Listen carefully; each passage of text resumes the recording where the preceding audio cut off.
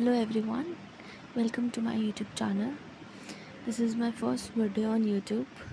It's going to be a very short video in which we'll cover basics of pharmacology. So if you're a pharma student and pharmacology feels confusing, so don't worry. Let's begin with the basics of pharmacology in a very simple way. Pharmacology क्या होती है, इसके अंदर क्या क्या आते हैं, we'll study in a very simpler way. Video बहुत शॉर्ट होगा और मेन चीज़ें we will cover in it. Okay, so let's start with what is pharmacology. Pharmacology is the science that deals with the study of drugs, their sources, mechanism of action, therapeutic uses, and adverse drug reaction on biological system. So we'll see. सबसे पहले we will use the word therapeutic effects. ठीक है, therapeutic का मतलब होता है कोई भी ड्रग क्या बेनिफिशियल इफ़ेक्ट शो कर रहा है. जैसे पैरासीटामॉल रिड्यूस करता है फीवर को, इंसुलिन रिड्यूस करता है ब्लड शुगर लेवल को. सो ये उन ड्रग्स के थेरेप्यूटिक यूजेस हैं. ठीक है, mechanism of action we study under pharmacodynamics, जो हम आगे देखेंगे. इसमें क्या होता है, then ADR adverse drug reactions, किसी भी ड्रग का साइड इफ़ेक्ट्स. ठीक है, इन सबको मिला के we call it a pharmacology. So let's see. आगे एक एग्जांपल से समझते हैं पूरी, मतलब फार्माकोलॉजी में हम क्या क्या पढ़ने वाले हैं. ठीक है, एक बहुत बेसिक ड्रग जो सबको पता होती है जब तुमने फार्मेसी नहीं भी स्टार्ट एज अ कोर्स तुमने चुना होगा, तब से तुम्हें जो ड्रग पता है वो है paracetamol. Very common drug paracetamol. ठीक है, अब if there is okay, let's see, अगर तुम्हारी बॉडी में कोई भी इंजरी, इन्फेक्शन, इन्फ्लेमेशन तुम्हें हो जाता है, ठीक है, तो तुम्हारी बॉडी एक केमिकल मीडिएटर रिलीज़ करती है जिसको हम बोलते हैं प्रोस्टाग्लैंडिन. ओके, इसको हम बोलते हैं प्रोस्टाग्लैंडिन, जो हमारी बॉडी रिलीज़ करती है केमिकल मीडिएटर.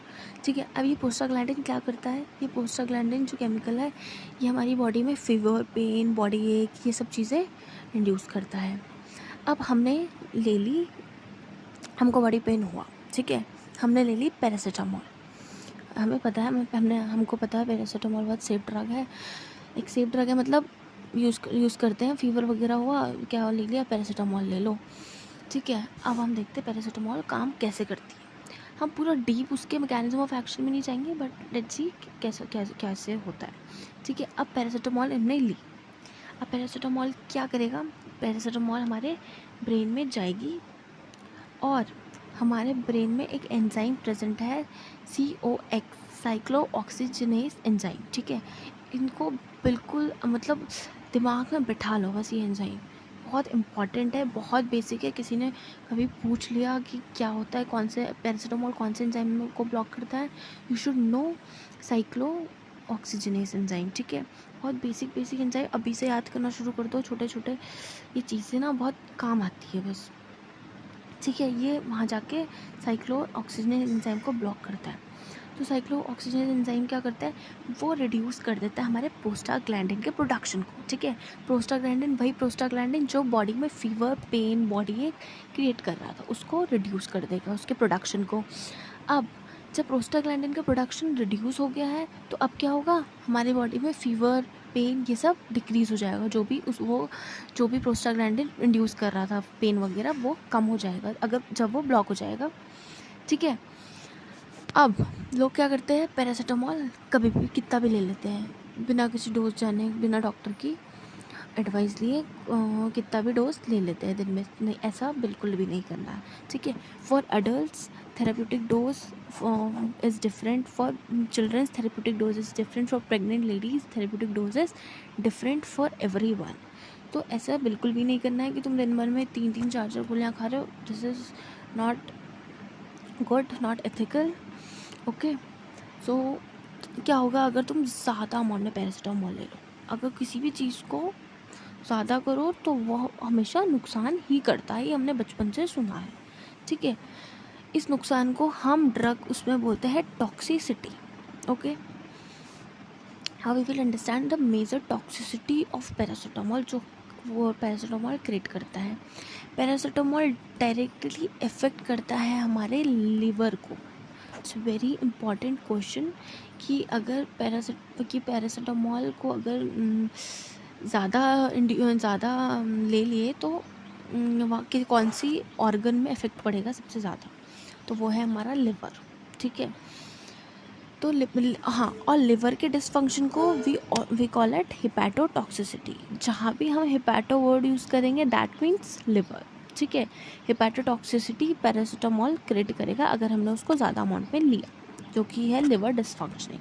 ठीक है, due to NAPQI formation in liver, हमारे लीवर में क्या फॉर्म हो जाएगा, NAPQI का फुल फॉर्म है N acetyl P benzoquinone imine. ठीक है, इसके फॉर्मेशन की वजह से पैरासीटामोल लीवर में डिसफंक्शन कर देगा, लीवर ख़राब हो जाएगा। तो लीवर तो बहुत इंपॉर्टेंट ऑर्गन है हमारी बॉडी के लिए। ठीक है, तो थेराप्यूटिक डोजेस जो जितने हैं जिसके लिए, जो जैसे डॉक्टर एडवाइस करता है उतना ही लेना चाहिए, अपनी मर्ज़ी से ज़्यादा नहीं लेनी चाहिए। कोई भी ड्रग हो, नॉट ओनली अबाउट पैरासीटामोल, कोई भी ड्रग हो। ठीक है, अब हम पढ़ेंगे ड्रग क्या होती है। ड्रग हम यहाँ पे वर्ड यूज़ कर रहे हैं मेडिसिन के लिए। ठीक है, तो अगर it's a very important question जो हमारे एग्ज़ाम्स में आ जाते हैं, सेमेस्टर एग्ज़ाम्स में 2 मार्क्स में, 1 मार्क्स में, कभी कभी ठीक ठाक नंबर में मतलब आ जाता है ये क्वेश्चन कि ड्रग क्या होता है।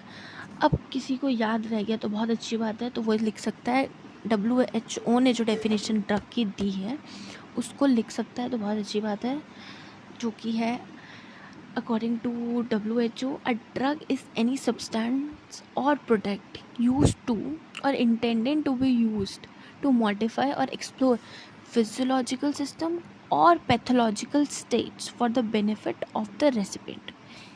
जो रिसीवर है उसके पैथोलॉजिकल स्टेट को ठीक करना। अगर कोई भी ड्रग है उसके मतलब बेसिकली यहाँ पर ड्रग का थेरेप्यूटिक यूजेस की बात हो रही है। ठीक है, और तुम्हें अगर नहीं याद रहती WHO की डेफिनेशंस तो नो प्रॉब्लम, तुम बहुत ही सिंपल वर्ड्स में भी लिख के आ सकते हो कि drug is any substance that is use for the diagnosis, prevention, the treatment of disease. ठीक है, ऐसा कुछ नहीं है कि तुम्हारे मार्क्स कटेंगे, नहीं, ऐसा नहीं है। हाँ, अगर पर्टिकुलरली क्वेश्चन में मेंशन है right the definition of write what is drug according to WHO, then you have to write this definition only, which I have written in the red font. Okay, ये drug याद कर लेना। अब हम pharmacology में पढ़ते हैं टू वेरी इंपॉर्टेंट ब्रांचेस, जिसको हम बोलते हैं एक को हम बोलते हैं फार्माकोडायनेमिक्स, एक दूसरे को हम बोलते हैं फार्माकोकाइनेटिक्स। ठीक है, विल स्टार्ट फ्रॉम फार्माकोकाइनेटिक्स। देखो, मैं फार्माकोकाइनेटिक्स का एक अलग सा वीडियो अपलोड करूँगी in which I will discuss in detail about ADME। अगर मैं इसी वीडियो में अपलोड करूँगी तो बहुत बड़ी हो जाएगी, which is not interesting kind of. छोटी छोटी वीडियो को देखने में ज़्यादा मज़ा आता है rather than seeing videos of an hour और मोर देन दैट। ओके, तो फार्माकोकाइनेटिक्स का अलग सा वीडियो अपलोड कर दूँगी थोड़ा सा, जिसमें मैं डिटेल में बता दूँगी ADME क्या होता है, क्योंकि ये आता है 10 मार्क्स में, 20 मार्क्स में एग्ज़ाम्स में। ठीक है, और ये बहुत इंपॉर्टेंट है कि इसको लिख के आ जाओगे तो मतलब बहुत अच्छा स्कोरिंग है। और इसमें ही जो फार्माकोकाइनेटिक्स में जो मेटाबॉलिज्म है, इसकी अलग ही अपनी इम्पॉर्टेंस है। ये मेडिसिनल केमिस्ट्री के उसमें भी एग्ज़ाम्स में भी कई बार 10 मार्क्स में आ जाता है, हाँ, फार्माकोलॉजी में भी आ जाता है, और ये हमेशा ज़्यादा नंबर का ही क्वेश्चन रहता है, छोटे मार्क्स का क्वेश्चन नहीं है ये। ठीक है, इसलिए मैं इसका अलग सा वीडियो अपलोड करूँगी। तो अभी इसके लिए समझ लो फार्माकोकाइनेटिक्स क्या होता है। Study of ADME is called pharmacokinetics. अब ADME क्या होता है? इन ADME, A stands for absorption, D stands for distribution, M stands for metabolism and E stands for excretion. सो हमारी बॉडी कैसे ड्रग की तरफ बिहेव करती है वो हम पढ़ते हैं फार्माकोकाइनेटिक्स के अंदर। कैसे वो, जब ड्रग हमने ली, कैसे उसका एब्जॉर्प्शन बॉडी में हुआ, कैसे वो ड्रग डिस्ट्रीब्यूट हुई, कहाँ लीवर में कैसे वो मेटाबोलाइज हुई, उसका एक्सक्रीशन कैसे हुआ। ठीक है, एक छोटा सा एग्जांपल मैंने लिख रखा है, इसको देख लेना कि हमने टैबलेट ली, द ड्रग इज़ एब्जॉर्ब, हमारी बॉडी में ड्रग एब्जॉर्ब हुई, डिस्ट्रीब्यूट हुई ब्लड में, सिस्टमिक सर्कुलेशन में, फिर वो मेटाबोलाइज हुई जाके लिवर में और एक्सक्रीट आउट हो गई थ्रू यूरिन। ओके, ये हम पढ़ते हैं फार्माकोकाइनेटिक्स के अंदर, इसका वीडियो मैं अपलोड कर दूँगी। अब देखते हैं फार्माकोडायनेमिक्स। फार्माकोकाइनेटिक्स में था कि हमारी बॉडी कैसे ड्रग की तरफ बिहेव करती है, कैसे एब्जॉर्प्शन होता है, डिस्ट्रीब्यूशन होता है। फार्माकोडायनेमिक्स में है कैसे ड्रग हमारी बॉडी में अफेक्ट करती है, ठीक है। इसमें बहुत इंपॉर्टेंट चीज़ें हमको याद रखनी है, मैकेनिज्म ऑफ एक्शन। ये सब ड्रग, जब आगे तुम जितने भी वो पढ़ोगे, पार्किंसन पढ़ोगे, एपिलेप्सी पढ़ोगे, सब चीज़ में you should no mechanism of action of each and every drug. इसमें हम यही पढ़ते हैं, मैकेनिज्म ऑफ एक्शन, कौन से रिसेप्टर में जाके ड्रग बाइंड हो रही है, किसको ब्लॉक कर रही है, ठीक है। फिर कैसे इफेक्ट प्रोड्यूस हो रहा है, क्या इनहिबिट हो रहा है, क्या स्टिमुलेट हो रहा है, ये सब हम फार्माकोडायनेमिक्स के अंदर पढ़ेंगे। जब हम जैसे जैसे हम आगे ड्रग्स कवर करेंगे तो हमें हर ड्रग का मैकेनिज्म ऑफ एक्शन खुद समझ आने लग जाएगा। ओके, अभी के लिए you remember what drug does to the body, ठीक है। अब आते हैं routes of administration. Routes of administration भी बहुत अच्छा, बहुत इम्पॉर्टेंट टॉपिक है, यू शुड नो। यहाँ पे मतलब मैं बता देती हूँ ब्रीफ में, like routes of administration mainly divide होता है लोकल एंड सिस्टमिक में। सिस्टमिक के under we study enteral and parenteral. Enteral में we study oral, sublingual, rectal. Parenteral में study inhalation, injection and transdermal. Injection में आता है हमारा IV, IM, ये सब हमारे सबक्यूटेनियस इंजेक्शन, ये सब हमारे इंजेक्शन्स में आता है, ठीक है। रूट्स ऑफ एडमिनिस्ट्रेशन का भी I will upload different video, क्योंकि इसमें क्या है, ये जो मैंने टेबल बनाया है मैं इसको पूरा एक्सप्लेन करूँगी अच्छे से, या तो मैं एक शॉर्ट वीडियो इसको अपलोड कर दूँगी, या एक लॉन्ग वीडियो में ही मैं पूरा आपको रूट्स ऑफ एडमिनिस्ट्रेशन समझा दूँगी, क्योंकि it is also very important to know. आगे कोई भी ड्रग फार्माकोलॉजी पढ़ने से पहले तो फार्माकोकाइनेटिक्स और रूट्स ऑफ ड्रग एडमिनिस्ट्रेशन हमें पता ही होना चाहिए। चलो ठीक है, ये हम पढ़ लेंगे। पहले हम ये देखते हैं कि मतलब कौन ड्रग, तो हमें पता है, चलो ठीक है, हमें पता है ड्रग कौन सी देनी है, किस रूट से देनी है, यू शुड नो, ठीक है। और ये डिपेंड करता है पेशेंट पे, ठीक है। अब ये मतलब पेशेंट में भी डिपेंड करता है और ये ड्रग में भी डिपेंड करता है। पहले तो ये डिपेंड करता है कैरेक्टरिस्टिक ऑफ द ड्रग कैसी है, लिपोफिलिक, हाइड्रोफिलिक, कैसी है ड्रग, ठीक है। दूसरा वो डिपेंड करता है कि हमें डेली यूजेस में लेनी है ड्रग कि इमरजेंसी में लेनी है। अब कभी कभी इमरजेंसी पड़ जाती है तो डॉक्टर लोग क्या करते हैं, इंजेक्शन दे देते हैं। इंजेक्शन सबसे मतलब फास्टेस्ट, वो बोलते हैं उसको कि सबसे जल्दी उसका इफेक्ट होता है, ठीक है। रूटीन में लेते हैं तो रूटीन में लोग अक्सर टैबलेट लेते हैं, ओरली लेते हैं ड्रग को, ठीक है। Site of action of the drug कहाँ पे इफेक्ट करेगी, लोकल में करेगी, सिस्टमिक में करेगी, ठीक है। पेशेंट का हालत कैसा है, वो कॉन्शियस है, नहीं है, अनकॉन्शियस है, कैसा है, ठीक है। इसमें डिपेंड करता है हमारा किस रूट से ड्रग को देना है। फिर पेशेंट का एज, से बच्चे हैं, टैबलेट नहीं खाते, इंजेक्शन से डर लगता है, तो अक्सर बच्चों को क्या दिए जाते हैं, सिरप्स दिए जाते हैं। सब अडल्ट है, अडल्ट इंजेक्शन भी ले लेते हैं, टैबलेट भी ले लेते हैं, बस डिपेंड करता है उसका कॉन्शियस है, नॉन अनकॉन्शियस है, डेली में लेना है, नहीं लेना है, इसमें डिपेंड करता है एज ऑफ पेशेंट में, ठीक है। फिर ड्रग का किसी इफेक्ट ऑफ गैस्ट्रिक, पीएच कैसा है, digestive enzyme, first pass metabolism, ये सब हम पढ़ेंगे फार्माकोकाइनेटिक्स के मेटाबॉलिज्म वाले पार्ट में, ठीक है। फर्स्ट पास मेटाबॉलिज्म, सो ऐसे वर्ड्स देख कर डरना मत, वी विल कवर इट। ये पहला वीडियो, इसमें बेसिक्स कवर कर रहे हैं, इसलिए मैं तुम्हें मोटा मोटा बता रही हूँ, लाइक व्हाट इज़ दिस। और फर्स्ट पास मेटाबॉलिज्म तो हम उसमें पढ़ेंगे फार्माकोकाइनेटिक्स में, ठीक है।